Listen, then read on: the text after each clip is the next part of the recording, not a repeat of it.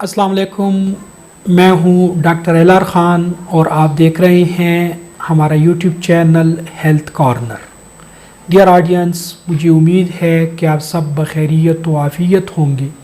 आज की वीडियो में हम फ्रोज़न शोल्डर के साइन, सिम्टम्स और काजेज़ पर बात करेंगे।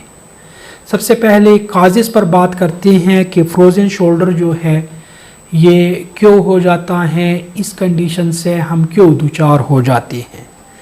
तो इसमें प्रीवियस इंजरी इसका बहुत बड़ा रोल होता है। आप अगर गिर जाते हैं, खुदा न खास्ता एक्सीडेंट हो जाती हैं, लड़ाई झगड़ा हो जाता है, किसी और वजह से आपके कंधे पर चोट लग जाती है, तो फिर कुछ अरसे के बाद आपका जो शोल्डर है या आपका जो कंधा है इसमें दर्द शुरू हो जाता है और आहिस्ता आहिस्ता आप फ्रोज़न शोल्डर की तरफ बढ़ जाते हैं। इसी तरह इसकी एक और वजह है इमोबिलिटी। ऐसे मरीज़ जो ज़्यादा अरसे तक लेटे रहते हैं, एनेस्थीसिया में होते हैं, अनकॉन्शियस होते हैं, उनका एक्सीडेंट हो जाता है और वो कोमा में चले जाते हैं, 2-3-4 महीने तक वो बिल्कुल बेहोश बेसुध पड़े रहते हैं।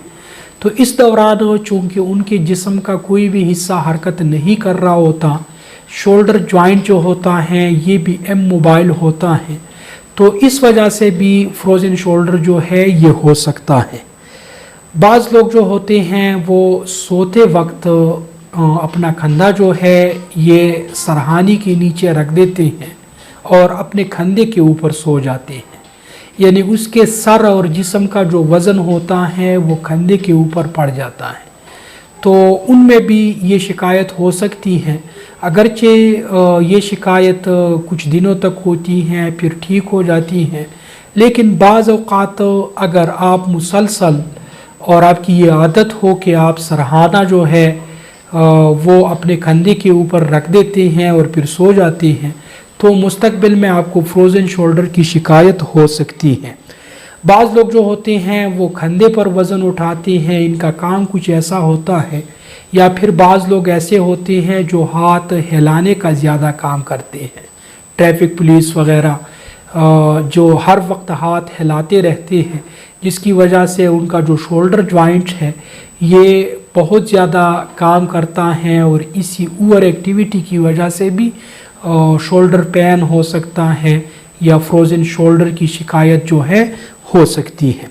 अब जी सिम्टम्स की बात करते हैं कि फ्रोज़न शोल्डर की अलामात क्या है, सिम्टम्स क्या है, हम इसको कैसे पहचान सकते हैं। तो शोल्डर में पेन का होना और स्टिफनेस का होना जो कि मुस्तकिल तौर पर मौजूद रहता है।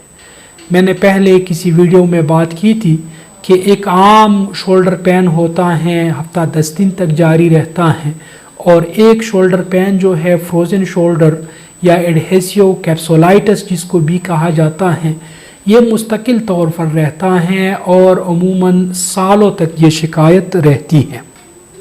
इसी तरह ये दर्द जो होता है रात के वक्त इसमें इजाफ़ा होता है, जब इंसान सो जाता है तो उसके दर्द में इजाफ़ा हो जाता है। इसी तरह कोल्ड वेदर में जब मौसम ठंडा हो जाता है, बारिश हो जाती है या आप बारिश में भीग जाते हैं, तो उस दौरान भी जो फ्रोज़न शोल्डर है इसकी शिकायत में इजाफ़ा हो जाता है।